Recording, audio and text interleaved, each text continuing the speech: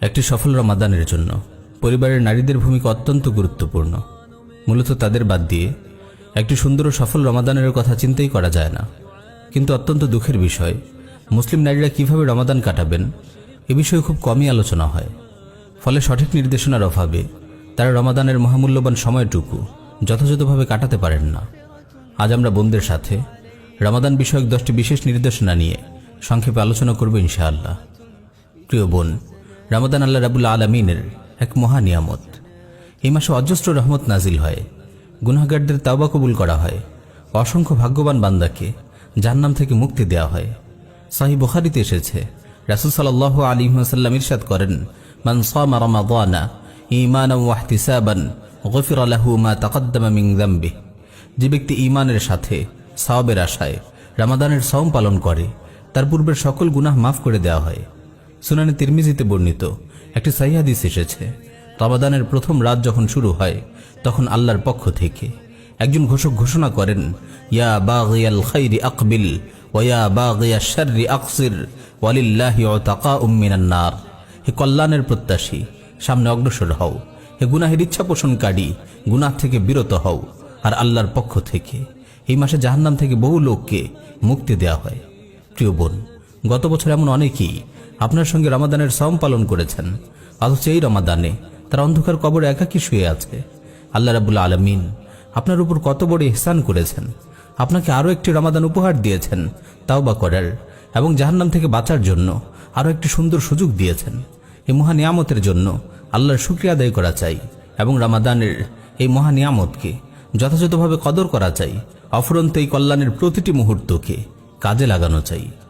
প্রিয় বোন, রমাদান হলো ইখলাস শেখার মাস, সবর শেখার মাস, তাকওয়া শেখার মাস। এই মাসে আপনি আপনার নিয়তকে কেবল আল্লাহর জন্য খালিস করে নেবেন। আপনার সকল ইবাদত, সকল আমল একমাত্র আল্লাহ তাআলার জন্য নিবেদিত হবে। সহিহ বুখারী ও সহিহ মুসলিমে বর্ণিত একটি হাদিসে কুদসিতে এসেছে, আল্লাহ রাব্বুল আলামিন বলেন, কুল্লু আমালি ইবনি আদম আলাহ ইল্লা সিয়াম ফাইন্নাহু লি ওয়া আনা আজজি বিহি। সওম ব্যতীত আদম সন্তানের প্রতিটি আমলই তার নিজের জন্য, কিন্তু সওম কেবল আমার জন্য এবং আমি এর প্রতিদান দেব। সওমকে আল্লাহ রাব্বুল আলামিন বিশেষ করে নিজের জন্য বলার কারণ হলো সওমে রিয়া, লোক দেখানোর সুযোগ নেই। কেননা এটি আল্লাহ ও বান্দার মাঝে গোপন একটি রহস্য। সে কেবল আল্লাহর ভয়ই পানাহার থেকে বিরত থাকে। চাইলে মানুষের অগোচরে সে পানাহার করতে পারে। এখান থেকে ইখলাসের শিক্ষা পাওয়া যায়, সবর ও তাকওয়ার শিক্ষা পাওয়া যায়। প্রিয় বোন, শুরু থেকেই দৃঢ়ভাবে প্রতিজ্ঞাবদ্ধ হন, পুরো রমাদান মাস আপনি আল্লাহর ইবাদতে কাটাবেন। অনর্থক সময় বরবাদ না করে জিকির আজকার, তাওবা ইস্তেগফার ও তিলাওয়াতে নিজেকে ব্যস্ত রাখবেন। রমাদানে বোনদের জন্য অত্যন্ত গুরুত্বপূর্ণ একটি বিষয় হলো রমাদানের মাসাইল ও আহকাম শেখা।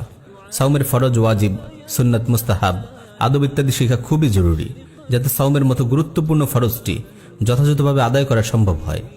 সবচেয়ে বড় কথা হলো, বোনদের জন্য বিশেষ কিছু অবস্থা আছে যখন তারা রোজা রাখতে পারে না। এ বিষয়ে আলাদা কিছু আহকাম আছে। কখন রোজা রাখবে, কখন রোজা রাখতে পারবে না, কখন পবিত্র হবে, কাজা কিভাবে করতে হবে, কাফারা কখন ওয়াজিব হয়, এ ধরনের অনেক গুরুত্বপূর্ণ মাসালা আছে।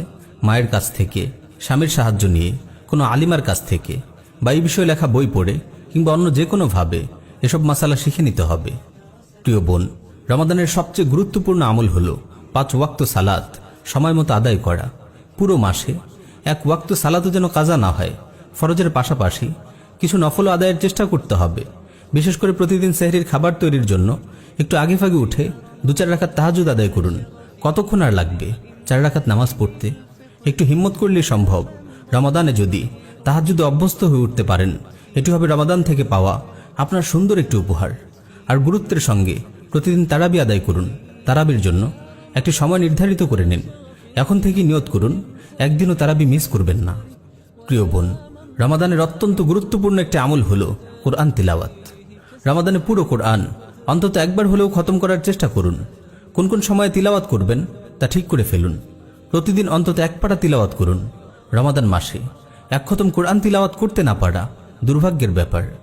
মুসনাদে আহমদে এসেছে, রাসূল সাল্লাল্লাহু আলাইহি ওয়াসাল্লাম ইরশাদ করেন, আস-সিয়ামু ওয়াল কুরআনু ইয়াশফাআনি লিল আবদি ইয়াওমাল কিয়ামাহ ইয়াকুলু আস-সিয়াম আয় রাব্বি মানা'তুহু আত-তা'আমা ওয়াশ-শাহওয়াতি বিন-নাহার ফাশাফি'নি ফীহি ওয়ায়াকুলুল কুরআন মানাআতুহু আন-নাওমা বিল-লাইল ফাশাফি'নি ফীহি ফায়ুশাফাআন।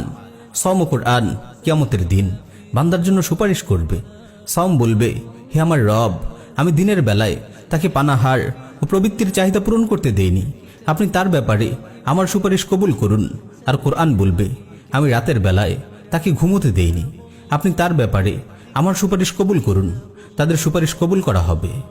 প্রিয় বোন, রমাদানের একটি মৌলিক আমল হলো তাওবা ও ইস্তেগফার।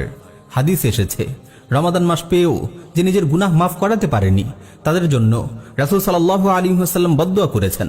সুতরাং একটু চিন্তা করে দেখুন বিষয়টি কত স্পর্শকাতর। তাই রমাদান জুড়ে আপনার চেষ্টা থাকবে আপনার অতীত জীবনের সকল গুনাহ ক্ষমা করিয়ে নেয়া। যখনই সুযোগ পান নির্জনে আল্লাহর দরবারে হাত তুলুন, কাঁদুন, রোনাজারি করুন। নিশ্চয়ই আল্লাহ রাব্বুল আলামিন আপনার গুনাহ ক্ষমা করে দেবেন। প্রিয় বোন, রমাদান সাওমের মাস, সবরের মাস, ত্যাগের মাস। এটি মোটেও খাওয়া দাওয়ার মাস নয়। কিন্তু অত্যন্ত দুঃখজনক ব্যাপার হলো অনেক পরিবারে রমাদান আসে খাওয়া দাওয়ার মাস হিসেবে। এই মাসে পরিবারের নারীরা রান্নাঘর থেকে বের হওয়ার সময় যেন পান না। দিন ও রাতের বড় একটি অংশ তারা কাটিয়ে দেন রান্নাঘরে রকমারি খাবারের আয়োজনে। প্রিয় বোন, রমাদান নানান আইটেমের রং বেরঙের সুস্বাদু খাবার খাওয়ার জন্য নয়। পুরো বছরে মাত্র 4টি সপ্তাহ, 30টি দিন। এই মহামূল্যবান সময়কে এভাবে রান্নাঘরে বরবাদ করলে আপনি আর কখন নিজের আখিরাত নিয়ে চিন্তা করবেন, কখন তিলাওয়াত করবেন, কখন নির্জনে গিয়ে আল্লাহর দরবারে হাত তুলবেন। প্রিয় বোন, ইফতার ও সেহরিতে সুস্বাদু পুষ্টিকর 2-1টি আইটেমই কি যথেষ্ট নয়? ইবাদতের মাসে কেন খাওয়া দাওয়ার এই বিলাসিতা? এ ব্যাপারে আপনার স্বামী ও পরিবারের সদস্যদের সঙ্গে আলোচনা করুন। রান্নাঘরের সময়টিকে কমিয়ে আনুন। আল্লাহ আপনাকে তৌফিক দিন। অনেক বোন আবার মন খারাপ করেন রমাদানে স্বামী ও সন্তানদের পরিচর্যায়, ইফতার ও সাহরির আয়োজনে তাদের অনেক সময় চলে যায়। তারা পুরুষদের মতো ইবাদত করার সুযোগ পান না। প্রিয় বোন, আপনার এই চিন্তা সঠিক নয়। আপনি যে স্বামী ও সন্তানদের পরিচর্যা করছেন, ইফতার ও সাহরির আয়োজনে কষ্ট করছেন, এগুলো আপনার ইবাদতের অন্তর্ভুক্ত।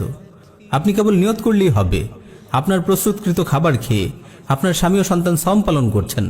এই সাওবের কোনো তুলনা হয় না। সুতরাং কাজ করার সময় সাওবের নিয়ত করতে ভুলবেন না। আর রান্নাঘরের কাটানো সময়গুলো একটু বিচক্ষণতার সাথে ব্যয় করুন। কাজ করতে করতে মুখে আল্লাহর জিকির জারি রাখুন। কোনো শাইখের রমাদান বিষয়ক বয়ান একটু উঁচু শব্দে ছেড়ে দিন। কাজ করতে করতে বয়ান শুনুন। ইনশাআল্লাহ এতে আপনার রান্নাঘরের সময়টুকু থেকে আপনি দ্বিগুণ সওয়াব অর্জন করতে পারবেন। ইমাম ইবনুল কাইয়িম রাহিমাহুল্লাহ কত সুন্দরী না বলেছেন, আহলুল ইয়াকাযাতি আদাতুহুম ইবাদাতুন ওয়া আহলুল গাফলাতি ইবাদাতুহুম আদাতুন।